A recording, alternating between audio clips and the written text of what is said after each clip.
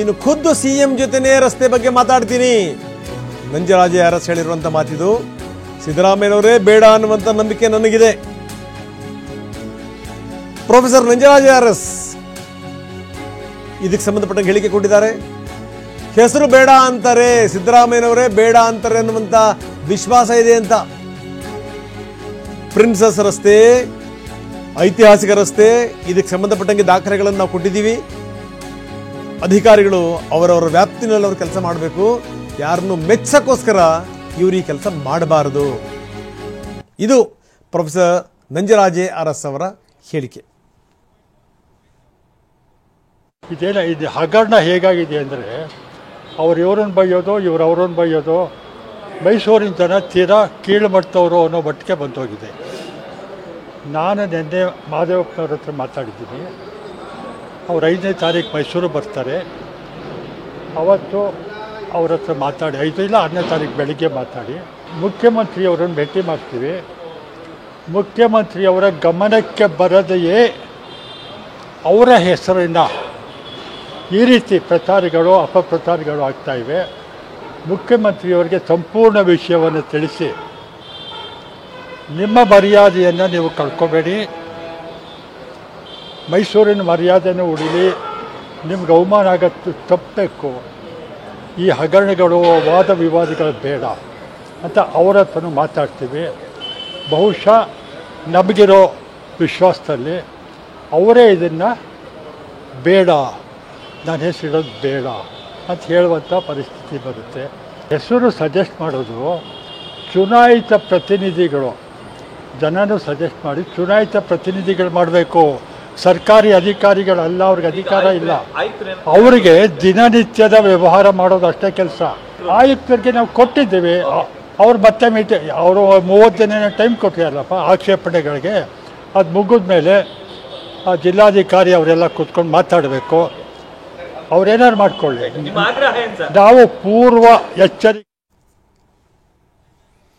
ಬನ್ನಿ, ನಮ್ಮ ಪ್ರತಿನಿಧಿ ರಾಮ್ ಈಗ ನಮ್ಮೊಂದಿಗೆ ನೇರ ಸಂಪರ್ಕದಲ್ಲಿದ್ದಾರೆ. ರಾಮ್, ಭಾಳ ಗಮನಿಸಬೇಕಾದಂಥ ಸಂಗತಿ ನೋಡಿ, ಮೈಸೂರಿನಲ್ಲಿ 108 ಸಮಸ್ಯೆಗಳಿವೆ. ಇನ್ನು ಮುಡ ಇದೆಯಲ್ಲ, ಮುಡ ಯಾರ್ಯಾರ ಬುಡಕ್ಕೆ ಬಂದು ಬಡಿತಾ ಇದೆ ಅಂತ ಗೊತ್ತಿರುವಂಥ ಸಂಗತಿ. ಇನ್ನೇನು ಸಮಸ್ಯೆಗಳಿಗೇನು ಕಡಿಮೆನಾ? ಅದೆಲ್ಲ ಬಿಟ್ಟು ಯಾವುದೋ ಒಂದು ರಸ್ತೆಗೆ ಸಿದ್ದರಾಮಯ್ಯನವ್ರ ಹೆಸರಿಡಬೇಕು ಅನ್ನೋ ಉತ್ಸಾಹ ಇದೆಯಲ್ಲ, ಅದನ್ನು ಮೆಚ್ಚಬೇಕು. ನಂಬರ್ 1. ಜೊತೆಗೇನು ಅಂದರೆ, ಇಲ್ಲ ಅದಕ್ಕೆ ಹೆಸರೇ ಇರಲಿಲ್ಲ ಪ್ರಿನ್ಸಸ್ ರಸ್ತೆ ಅಂತೇಳಿ ವಾದ ಮಾಡ್ತಿರೋದು ಇನ್ನೊಂದು ರೀತಿಯ ಬಂಡತನ. ನಂಬರ್ 2. ನಂಬರ್ 3 ನೋಡಿ, ಈಗಾಗಲೇ ದಾಖಲೆಗಳನ್ನು ಕೊಟ್ಟಿದ್ದಾರೆ. ನಂಜರಾಜೆ ಅರಸ್ ಇದೀಗ ತಾನೇ ಮಾತಾಡ್ತಾ ಇದ್ರು. ಅವ್ರು ಹೇಳ್ತಾ ಇದ್ರು ಸಿದ್ದರಾಮಯ್ಯನವರೇ ಬೇಡ ಅಂತಾರೆ, ಅವ್ರ ಹತ್ರ ಮಾತಾಡ್ತೀನಿ ನಾನೇ ಖುದ್ದಾಗಿ ಹೋಗಿ ಅಂತ. ಇದು ಅಲ್ಲಿ ತನಕ ಅಂದರೆ 5ನೇ ತಾರೀಕು ಏನೋ ಒಬ್ಬರು ಮಂತ್ರಿ ಬರ್ತಾರಂತೆ, ಬಂದ ಮೇಲೆ ಅವ್ರ ಜೊತೆ ಮಾತಾಡ್ತಾರಂತೆ, ಅದಾದಮೇಲೆ ಮುಖ್ಯಮಂತ್ರಿ ಹತ್ರ ಹೋಗ್ಬೇಕಂತೆ. ಇಷ್ಟೊಂದೆಲ್ಲ ರಗಳೆ ರಂಪ ರಾಮಾಯಣ ಬೇಕಿತ್ತ ರಾಮ್? ಏನು ನಡೀತಾ ಇದೆ ಮೈಸೂರಿನಲ್ಲಿ?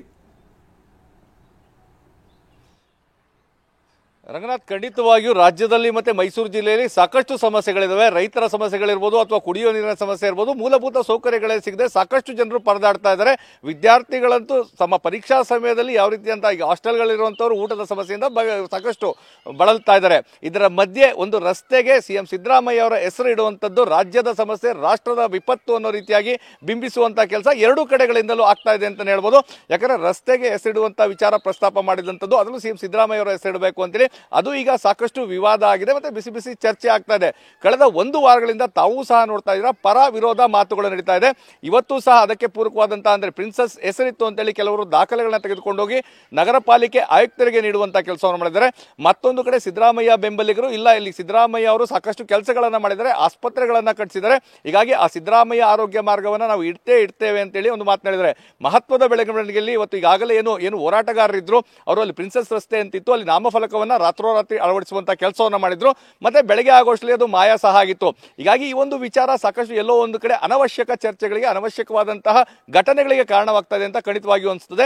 ಇದರ ನಡುವೆ ಪ್ರೊಫೆಸರ್ ನಂಜರಾಜೆ ಅರಸ್ ಅವರು ಏನು ಇತಿಹಾಸ ತಜ್ಞರಿದ್ದಾರೆ, ಅವರು ಒಂದು ಗಂಭೀರವಾದಂತಹ ಮಾತನಾಡಿದರೆ, ನಾನು ಸಿಎಂ ಸಿದ್ದರಾಮಯ್ಯ ಅವರನ್ನ ಈ ವಿಚಾರವಾಗಿ ಭೇಟಿ ಮಾಡ್ತೇನೆ, ಸ್ವತಃ ಸಿಎಂ ಸಿದ್ದರಾಮಯ್ಯ ಅವರೇ ಇದೆಲ್ಲವನ್ನು ನಿಲ್ಲಿಸಿ ಅನ್ನೋ ಒಂದು ಮಾತನ್ನ ಹೇಳ್ತಾರೆ ಅನ್ನೋ ಒಂದು ವಿಶ್ವಾಸ ಇದೆ. ಯಾಕಂದ್ರೆ ಆದಿ ಬೀದಿಯಲ್ಲಿ ಅವರ ಹೆಸರನ್ನ ಕೆಲವರು ತೆಗೆದುಕೊಂಡು ಬಂದಿದ್ದಾರೆ. ಹೀಗಾಗಿ ಈಗ ಸಚಿವರನ್ನ ನಾನು ಭೇಟಿ ಮಾಡ್ತೇನೆ, ಸಚಿವರ ಜೊತೆಗೆ ಹೋಗ್ತೇನೆ, ಸಿದ್ದರಾಮಯ್ಯವ್ರನ್ನ ಭೇಟಿ ಮಾಡ್ತೀನಿ ಅಂತ. ಖಂಡಿತವಾಗಿಯೂ ಇದರೆಲ್ಲರ ಅವಶ್ಯಕತೆ ಇದೆಯಾ ಅನ್ನೋ ಒಂದು ಚರ್ಚೆ ಖಂಡಿತವಾಗಿಯೂ ಮೈಸೂರಿಗರು ಕೇಳ್ತಾ ಇದ್ದಾರೆ. ಯಾಕಂದ್ರೆ ಬೇರೆ ಬೇರೆ ಸಮಸ್ಯೆಗಳ ಗಮನ ಹರಿಸಬೇಕು, ಆ ಸಮಸ್ಯೆಯನ್ನು ಬಗೆಹರಿಸುವಂತ ಕಡೆಗೆ ಜನಪ್ರತಿನಿಧಿಗಳು ಅಧಿಕಾರಿಗಳು ಗಮನ ಹರಿಸಬೇಕು. ಆದ್ರೆ ರಸ್ತೆ ವಿಚಾರವಾಗಿ ಆ ನಾಮಕರಣ ಮಾಡಬೇಕಾ ಮಾಡಬಾರ್ದಾ ಅದಕ್ಕೆ ಒಂದು ಪ್ರಕಟಣೆ ಹೊರಡಿಸೋದು, ಸಭೆ ಕರೆಯುವಂಥದ್ದು. ಈಗಾಗಲೇ ಮೈಸೂರು ನಗರ ಪಾಲಿಕೆಯಲ್ಲಿ 2-3 ಸಭೆಗಳಾಗೋಗಿದಾವೆ. ಅದೇ ಬೇರೆ ಬೇರೆ ಸಮಸ್ಯೆಗಳ ಸಭೆ ಮಾಡಿ ಅಂದ್ರೆ ಯಾರು ಸಹ ರಾಮ್ ಇದು ಯಾರ ಪುಣ್ಯಾತ್ಮರ ಐಡಿಯಾ ಇದು? ಯಾರು ಇದನ್ನು ಪ್ರಸ್ತಾವನೆ ಸಲ್ಲಿಸಿದವರು? ಜನರ ಪ್ರಶ್ನೆ ಆಗಿದೆ. ರಾಮ್ ಕೇಳ್ತಾ ಇದೆಯಾ? ಮೊದಲನೇದಾಗಿ ಹೇಳುವಂತದ್ದು ಈ ಒಂದು ಚಾಮರಾಜ ವಿಧಾನಸಭಾ ಕ್ಷೇತ್ರದ ಶಾಸಕರ ಖಂಡಿತ ಕೇಳಿಸ್ತಾ ಇದೆ ರಂಗನಾಥ್. ಆದ್ರೆ ಈಗ ಈ ಒಂದು ಪ್ರಸ್ತಾವನೆಯನ್ನ ಮೊದಲ ಬಾರಿಗೆ ಸಲ್ಲಿಸಿದ್ದು ಚಾಮರಾಜ ಕ್ಷೇತ್ರದ ಶಾಸಕ ಹರೀಶ್ ಗೌಡ ಅವರು. ಹರೀಶ್ ಗೌಡ ಹೇಳೋದು, ಜನರು ನನಗೆ ಮನವಿಯನ್ನ ಮಾಡಿದ್ರು, ಈ ರಸ್ತೆಗೆ ಸಿದ್ದರಾಮಯ್ಯ ಅವರ ಹೆಸರು ಹೇಳಿ ಅಂತೇಳಿ. ಅವರು ಜಿಲ್ಲಾಧಿಕಾರಿಗಳಿಗೆ ಪತ್ರವನ್ನ ಕೊಡ್ತಾರೆ, ಜಿಲ್ಲಾಧಿಕಾರಿಗಳು ಪಾಲಿಕೆ ಆಯುಕ್ತರಿಗೆ ನೀಡ್ತಾರೆ, ಪಾಲಿಕೆ ಆಯುಕ್ತರು ಒಂದು ಪತ್ರಿಕಾ ಪ್ರಕಟಣೆಯನ್ನ ಹೊರಡಿಸ್ತಾರೆ. ಅಂದ್ರೆ ಈ ಒಂದು ರಸ್ತೆಗೆ ನಾವು ಸಿದ್ದರಾಮಯ್ಯ ಆರೋಗ್ಯ ಮಾರ್ಗ ಅಂತ ಹೆಸರಿಡ್ತಾ ಇದ್ದೇವೆ, ಯಾವ್ದಾದ್ರು ಆಕ್ಷೇಪಣೆಗಳಿದ್ರೆ 30 ದಿನಗಳೊಳಗೆ ಸಲ್ಲಿಸಿ ಅಂತ ಹೇಳಿದ್ದಾರೆ. ಅದು ಮೂಲ ಕಾರಣ. ಆ ಒಂದು ಪ್ರಕಟಣೆ ಬಂದ ನಂತರ ಸಾಕಷ್ಟು ವಿರೋಧಗಳು ವ್ಯಕ್ತವಾದವು. ಆ ವಿರೋಧ ವ್ಯಕ್ತವಾಗ್ತಾ ಇದ್ದಂತೆ ಸಹಜವಾಗಿ ಇತ್ತೀಚಿನ ದಿನಗಳಲ್ಲಿ ಯಾರೇ ವಿರೋಧ ಮಾಡಿದ್ರೆ ಅದರ ಪರವಾಗಿ ನಿಲ್ಲುವಂಥದ್ದು ಅಥವಾ ಯಾರು ಒಂದು ವಿಚಾರದ ಪರವಾಗಿ ನಿಂತರೆ ಅದಕ್ಕೆ ವಿರೋಧ ವ್ಯಕ್ತಪಡಿಸೋದು ಸಹಜವಾಗಿ ಹೋಗಿದೆ. ಅದೇ ರೀತಿಯಾಗಿ ಈ ವಿಚಾರ ಮುನ್ನೆಲೆಗೆ ಬಂತು.